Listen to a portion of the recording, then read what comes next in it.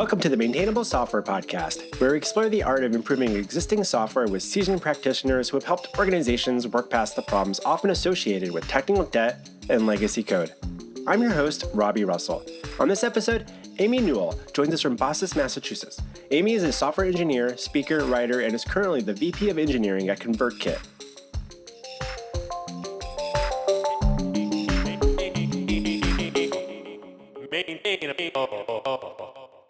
Amy Newell, we're so glad to have you join us on Maintainable. Welcome. Thank you for having me. So, Amy, as you reflect on your experience in the industry, what do you believe are a few common characteristics of, dare I say, well-maintained software? I had a really interesting journey thinking about this question in advance, and I ended up thinking about the notion of what is good enough, and that came originally from a psychologist, D.W. Winnicott, who wrote about what is good enough mothering. I'm going to expand that to parenting, because there's always more you could be doing. There's always more perfection that you could reach, and there's a lot of pressure, I think, and I see that in software too. Nobody kind of wants to admit that there are messy bits in their code, right? They think the messy bits shouldn't be there, and that's actually not possible or realistic. So if we come down off this, like, what is perfectly maintainable software look like, then you end up in what's good enough, right? And I think that the thing I wrote in response to your question was, it shouldn't be driving engineers to drink who have to work in it. And I come back to this a lot, this idea of kind of what is the pain involved in having to work in a code base and in a system. At the same time, you need to be able to ship things to customers that are providing value to those customers and not causing those customers pain too. So well-maintained software is software that is not causing every human who interacts with it a lot of pain compared to the value they are able to produce or get out of it. What that looks like in practice, I think, is really different depending on the people involved and the software involved and the domain. So that's about the most general thing I can say about it. It's interesting as you're talking about, there's always more we could do. And I'm thinking, even if we taking a step out of the code space, let's just talk about our living environments. Like, there's probably always more we could do to clean up our living space, our bedroom, or organize our kitchen cabinets or what have you. In my world, there's usually a lot more messes than there aren't. And it's usually like, well, I don't think it's valuable enough for me to spend that much time to reorganize my Tupperware again and find all the missing lids right now. I know they're there somewhere. Do you feel like there's something weird about the fact that we're working with software? It's somehow more perfectible because it's like this, the computers are this more organized space that we should be able to get things nice and tidy like that. What is it about software that's so different than the rest of our spaces? I don't know that I think there is something different about software than the rest of our spaces. I think that we are all at different levels of peace with the messy reality and in different areas of our lives, right? So, and you see this, I mean, if you ask a bunch of engineers, about software particularly, right? They're at different levels of peace with the things that are with where things are in a code base, right? Or in a system, And kind of understanding, for me as a leader, understanding when I'm working with engineers and they're saying, oh, this is bad, or no, it's fine. I need to understand both kind of what their general level of peace with imperfection is, like as a baseline. I don't know if this is answering your question directly, but because people just have different levels of need for perfection or orderliness. And I also need to understand, well, is somebody saying this is not a problem because it's not a problem for them, right? I mean, the classic example is like, an app engineer who's like, well, this isn't a problem. And an infra engineer who's like, I get paged about it. So that's a problem to me. a product manager who's like, no, we don't have to tear that backbone out of, and a front-end engineer who's like, look, this is from like, 2011, and nobody even knows what this is anymore. And so, yes, if it's something that is a feature that needs to be maintained, right? If it's not, maybe you don't have to. So I think the context is really important. So it's both the context and kind of understanding people's background comfort with lack of order, which is a property of the universe. It is fascinating to me just how different people can think about that stuff, but we all have to kind of coexist and work in the same shared space, right? And so whether that be code or just the infrastructure around the code or a team, and I know there's some topics I'm looking forward to dig into that relate to some similar things that are more or less about software in particular itself. Changing course a little bit, but what's your current take on the metaphor technical debt? Do you use it in your day-to-day work, or do you have strong opinions about it? Yeah, I mean, yes, I use it because there is some common understanding about what it refers to that is an easy shorthand. But I think that I think that a lot of stuff that's actually just maintenance work is put into it's easy to use tech debt as a category for everything that is purely technical, seems purely technical rather than customer focused or feature focused. There's actually a lot of kind of purely, sorry, you're not going to see my air quotes in in a podcast, purely technical work, some of which is normal maintenance, which is about keeping up with things. We're doing a Rails upgrade right now because we need to, because the version of Rails we're on is going to be end of life. So it's time. That's not really tech debt. That's just maintenance. I think the metaphor of debt is also, even though I use it, challenging, again, because it's not all debt. And also because a lot of it is more like, I don't know, consumer credit debt than it is like a mortgage, right? It's like you clicked use Affirm, and so it looks like you got something for free, basically. But it adds up, and you still owe that money at some point.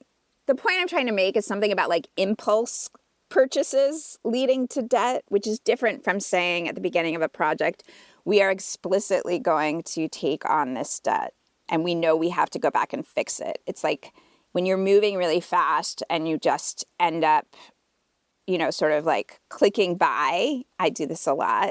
Just buy, without noticing that it's adding up.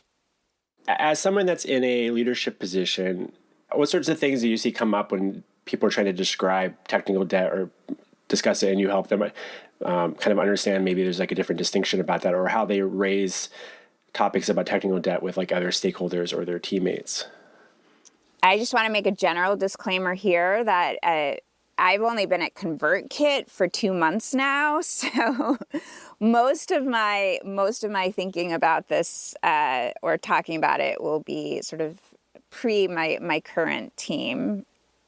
As a leader, I think it's incredibly important to have a lot of trust in both my managers and my senior ICs, right? So baseline, when someone comes to me and says, this is a problem or this is gonna be a problem, I wanna hear that. And I especially wanna hear this is gonna be a problem because I wanna get ahead of that before it's a raging fire that is causing us and our customers issues. The things that I ask when I'm told those things is sort of, what are the problems we're seeing? Like, what is the problem? Who is experiencing the pain of the problem?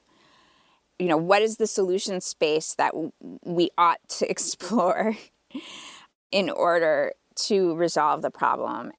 It can be quite easy, I think, for engineers to sometimes leap to a solution that, you know, is interesting or seems valuable to them and may or may not actually be solving the problem that they are concerned about. So then it's, you know, I always say, I'm not making any technical choices at this point because my hands have not been on keyboard writing code for a while now. But I ask the stupid questions like, okay, well, so if we did this solution, then what new problems would we have, right?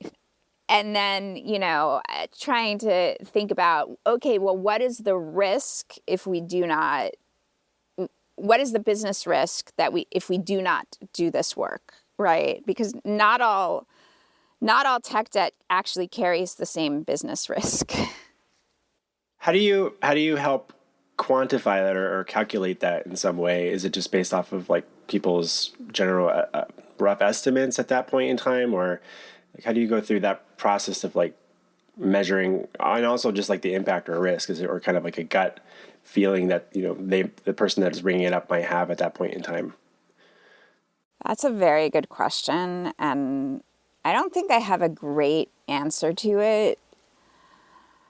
Particularly when you're thinking about future risk, right? People's appetite for future risk is just different. You know, I don't like, for example, knowing that, like, thinking, oh, if there's a security hole discovered, then I won't get a patch for that, right? Like, you know, something that risks a major outage in the future, because that a major outage can, you know, in some cases be a business destroying event.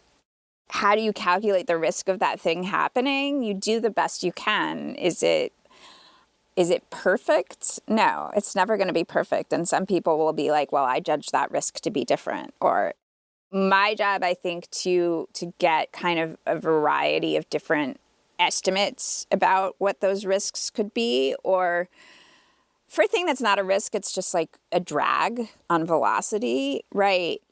Trying to understand, I honestly think the best metric for what things are really drags on velocity is how, I think I said it in my questionnaire, like, when you look at this code, do you lose your will to live? And then you have to like get your will to live back before you can even do anything in it. You know, like how much pain is everyone feeling?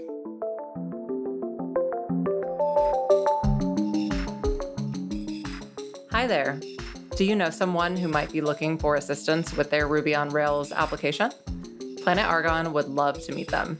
We're offering a $1,000 referral bonus. Send someone our way, and if they sign up for services with Planet Argon, we'll give them a $1,000 discount. And in return, you'll get a check for $1,000 in the mail, just for knowing the right person. Hop on over to planetargon.com/referrals for more information and to refer someone our way. That's planetargon.com/referrals. Thanks.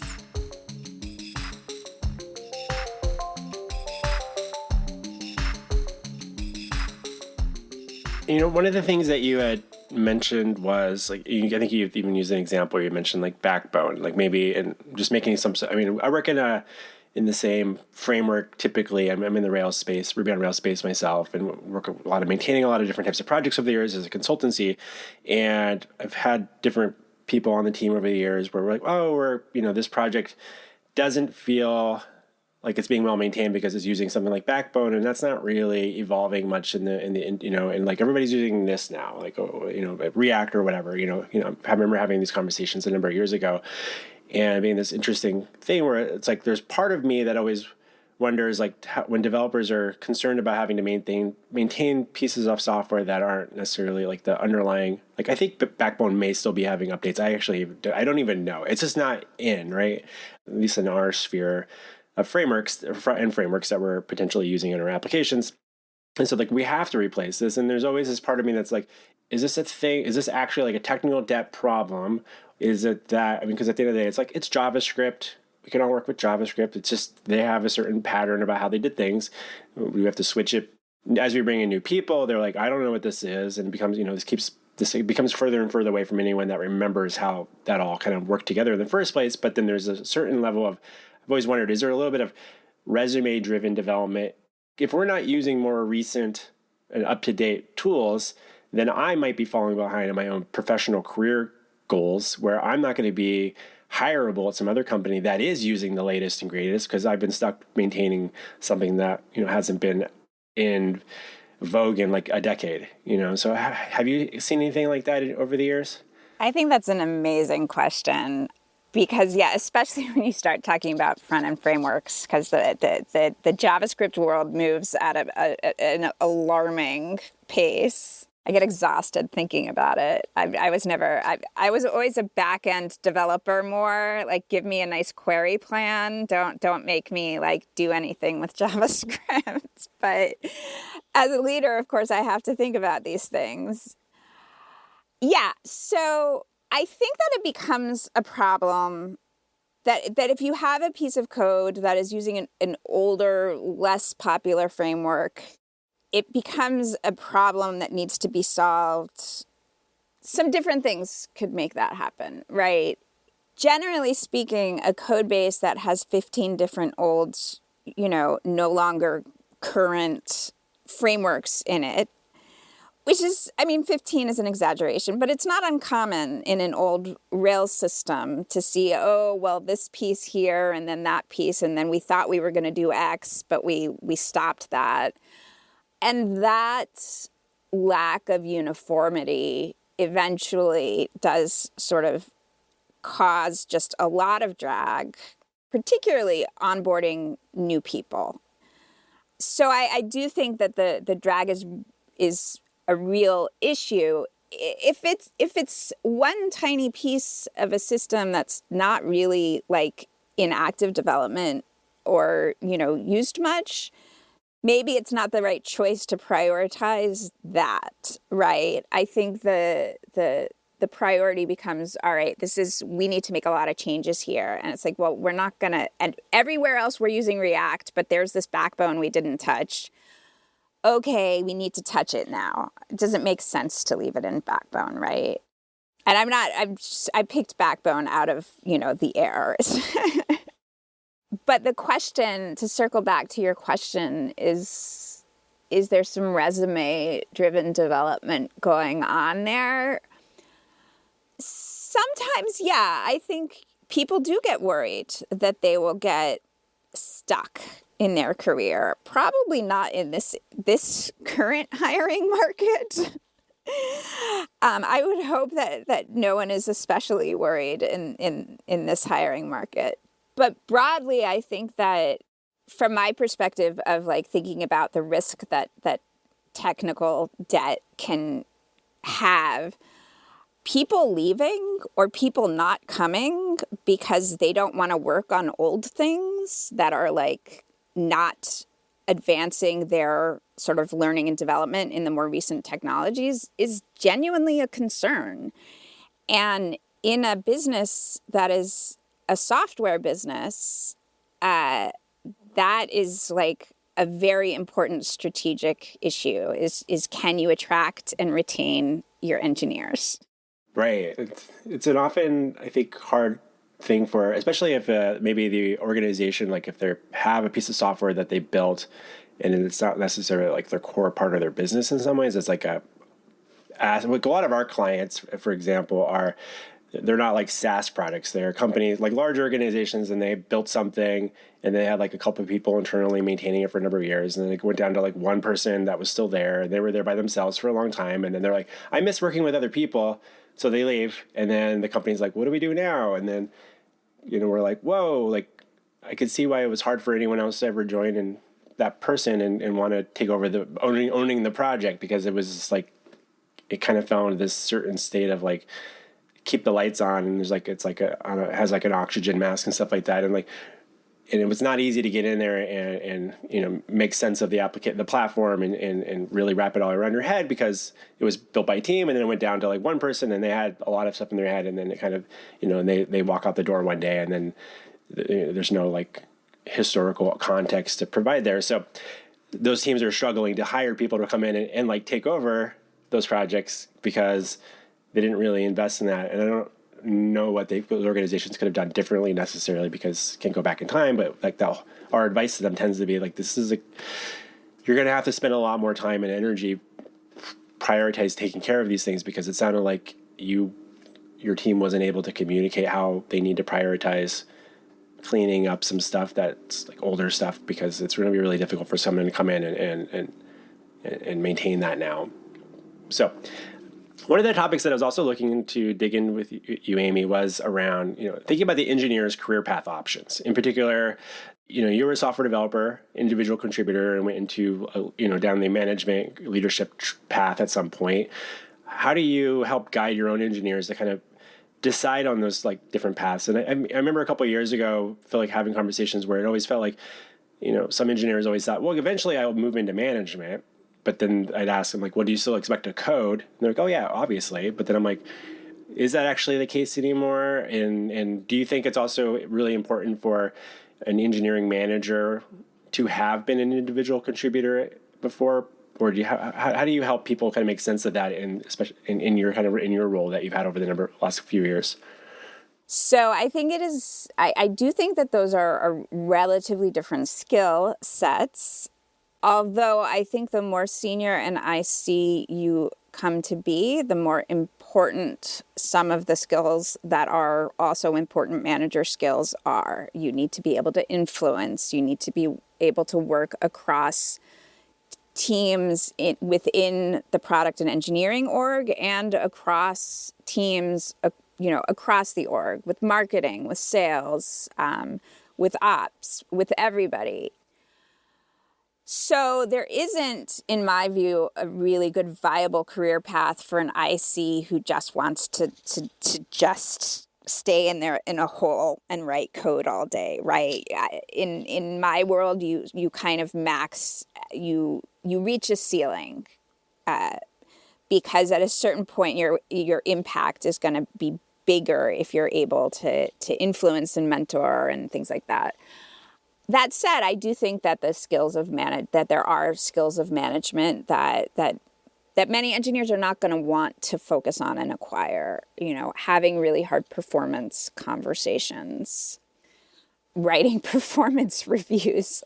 There's a lot of stuff like that manager stuff that I think a lot of ICs don't want, and a lot of people do want to keep coding. And sometime in between my last job and this job, I talked to a recruiter from some company and he said, well, everybody, including our CEO, still writes code. You would have to take a coding test for this job. And I was like, writing code would be if you paid me to write code at all, it would be a waste of my time and your money. That is not the best use of my energy at this time. And so I think that the issue is that engineering has the idea of being technical. I wrote a whole blog post on this, but the idea of being technical is like the pinnacle, right, of engineering. And so it's sort of this like toxic masculinity thing where it's like, I still write code even though I'm the CEO. And it's like, should you be? And also, do you realize that you're causing problems? Because if you drop a PR on some team as a CEO, what are they supposed to do with that? Like, the power dynamic is broken. So that's my opinion about like senior level people still writing code, particularly in large organizations. Sorry, to circle back to how do I help people understand their career paths? There must be a good, viable IC career path for people. Otherwise, they're going to feel pushed into management because they want to continue to feel they're advancing in their career. I also think that there needs to be some space for people who really want to do a small amount of management and also still be really, involved in sort of the day-to-day technical work. Maybe they're not writing code as much, but they're more of like a tech lead style. And then I think that as you take on more and more management responsibilities where you're purely a manager, I think you have to have been an IC for some amount of time, at least in the context that I need managers for the size of companies that I've been at and the kind of work I need managers to be able to do, because it's just helpful to have that context already and to know the stupid questions to ask, right? And, even as a VP, I've been in Rails shops for the last 15 years now. And so I know what I'm likely to find, and I know the ecosystem, and it's really helpful to just have that context, even though I'm never going to say we're doing X because I think it's the best, right? Right. Thanks for kind of digging into that. I've heard different people kind of talk about that differently, because I've seen scenarios where I remember a couple of years ago, my own company, we were looking for an engineering manager, and I had this really, I kind of got to this point where I was like, I really feel like we should bring in someone that's just a really, really incredible engineer or manager that can work with the team and be kind of like be there for them. But I was like, I don't care if they were a software developer in the past. Like, that part didn't feel like there was a part of me that was really wanting to like not make that a priority. And there were people on the engineers on our team that were, because I was trying to get myself out of, because I was doing management of those people at that point in time. And I was like, I feel like I need to give them someone that's not going to be trying to like, I worried that and maybe it's my own little personal challenge I was dealing with, as having been a developer for so many years myself. When people would bring up topics, it was always really hard for me to not be like, well, have you tried this, or what about this? And like, then I'm starting to feel like I'm like pitching potential solutions that they may or may not be asking for, and it's something I've had to work on to like, I'm sure.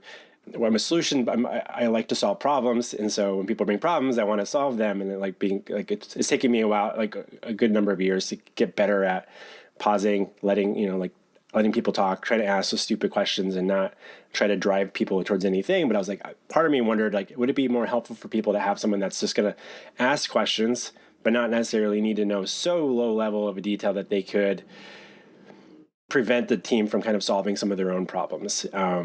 And so, but I had engineers on my team that were definitely raising their eyebrows at the idea of that it could possibly be someone that wasn't a contributor, like a software developer themselves prior to that. We ended up hiring someone that was a software developer. So I don't know, I never got to test that theory out yet, but I was just I'm always curious about how people think about that.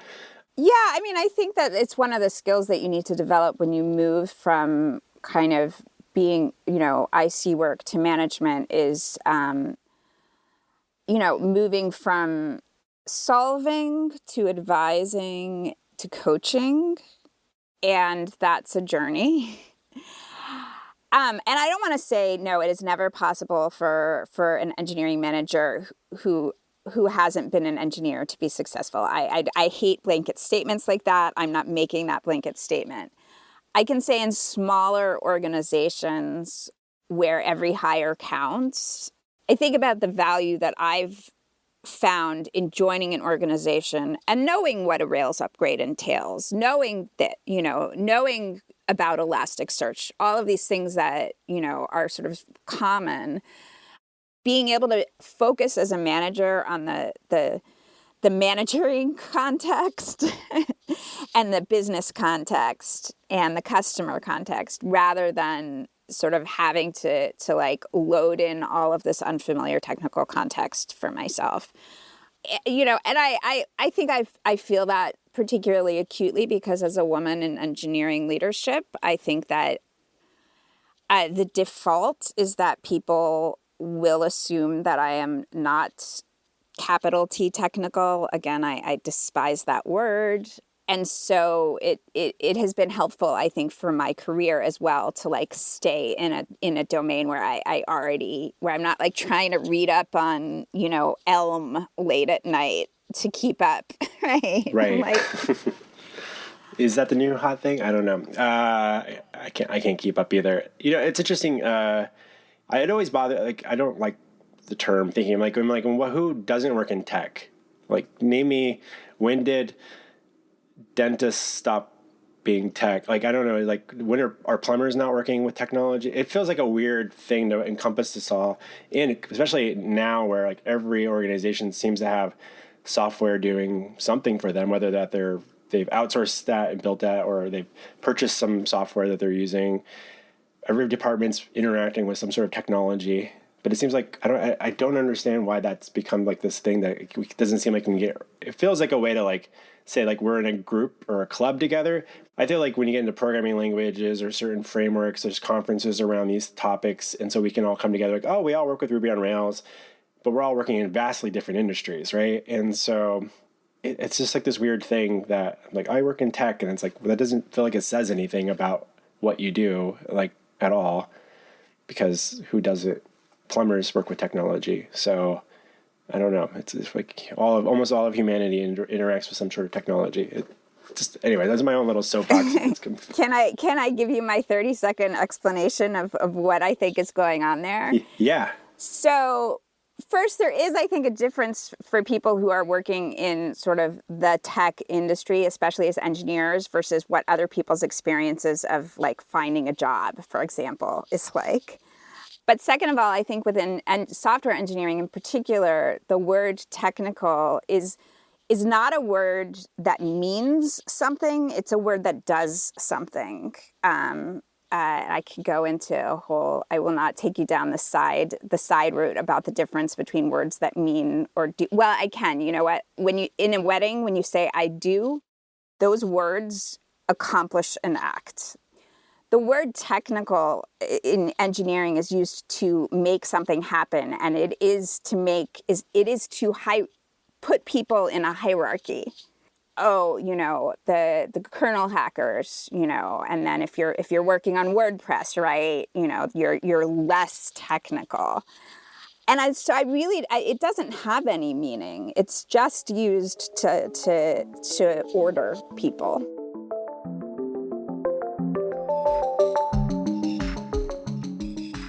We'll be back with our interview with Amy in just a moment. Hi, it's me, Robby. I just wanted to take a quick moment to say thank you for making time to listen to the Maintainable Software Podcast. If you're finding these conversations valuable, please consider sharing a link amongst your peers on social media and/or writing a review on Apple Podcasts or wherever else you can give us a shout. Also, do you know someone that I should be interviewing on Maintainable? Shoot me an email to robby@maintainable.fm. And now, let's get back to our interview with Amy Newell.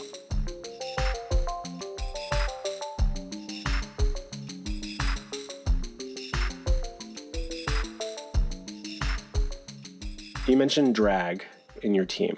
Are there data metrics that you find valuable to track in that, or is that kind of based off of like what you're hearing from people on your team? How do you kind of measure that? I feel like no matter what I say, someone's going to be like, "You're crazy. Why do you do it that way?" Right?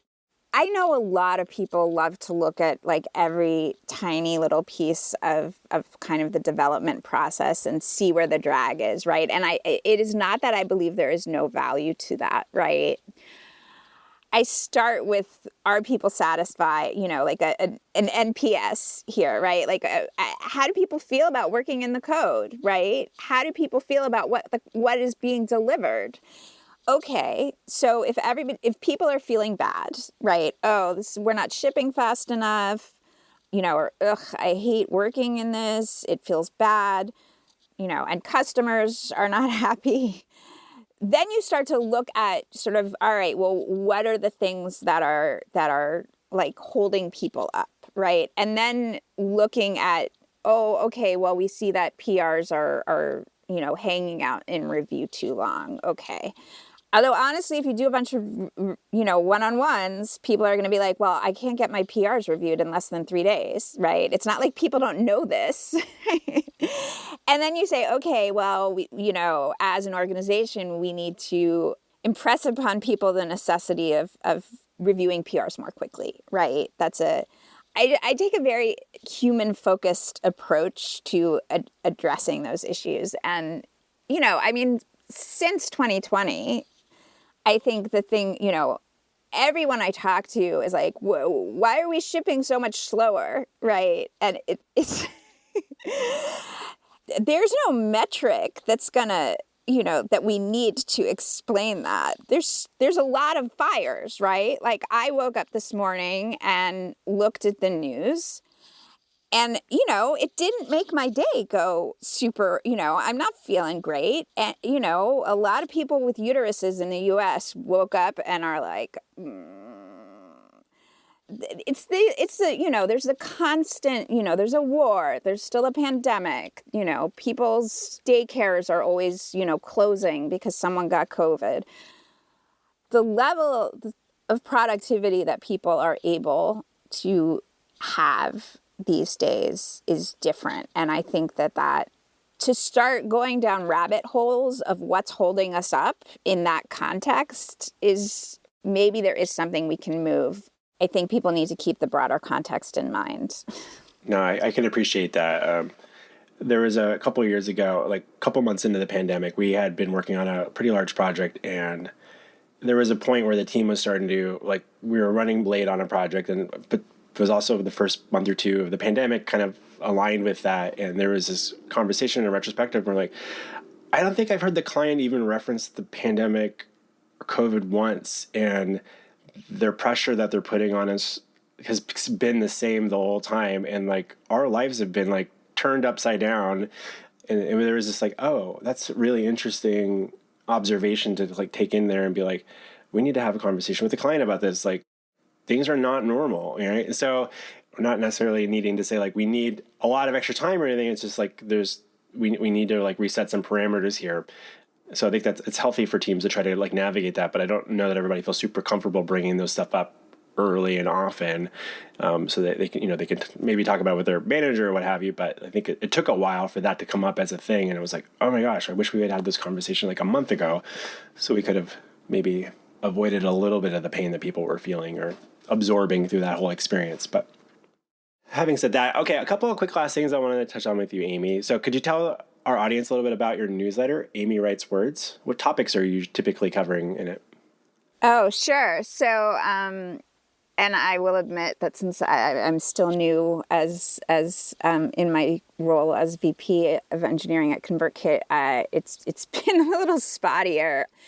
It's a lot of things. I try to have something about engineering or leadership at some point. I talk a lot about the context of the world today and how everybody's stressed out and feels like everything's burning all the time. So I try to offer people hope and to address, I think, the stress that people are feeling at work and politically, and to use the newsletter as a means of talking about that. I also talk about mental health a lot, although I also have this entirely separate newsletter that's just mental health tips. I'll include links to both of those for everybody. And is ConvertKit hiring at the moment? ConvertKit sure is hiring at the moment. By the time we get this up, I'll assume you're still hiring, but we'll definitely include a link to like your careers page and stuff like that for the audience, for those listening. Would that primarily be Ruby on Rails developers there, or? Sure, Ruby on Rails and React. So we have some roles that are different mixes of those depending on what people's interests are. Awesome. A question I like to ask all of my guests is there a non-software development book that you find yourself recommending to peers on a regular basis? Yes. Thanks for the feedback. I can't remember the author offhand, but it's about how to accept and process feedback that other people have offered. Awesome. I've not heard of that one yet. So I'll definitely include links to that in the show notes for everybody as well. So, and where can listeners best, outside of Amy Writes Words, where else can people follow your thoughts and ruminations about software development and all these other types of topics online? Sure. Twitter is the best place. I am, for the moment anyways, I am a heavy tweeter. Well, it's been such a delight having you join us on Maintainable, Amy. Thanks so much for talking shop with us. Thank you so much for having me, and thank you for letting me talk about things that weren't necessarily about maintainable software. It's all interconnected. We're talking about the human side of things, not just the code. And I think those are the topics I do enjoy talking about the most. So great. Thanks so much again. Thank you.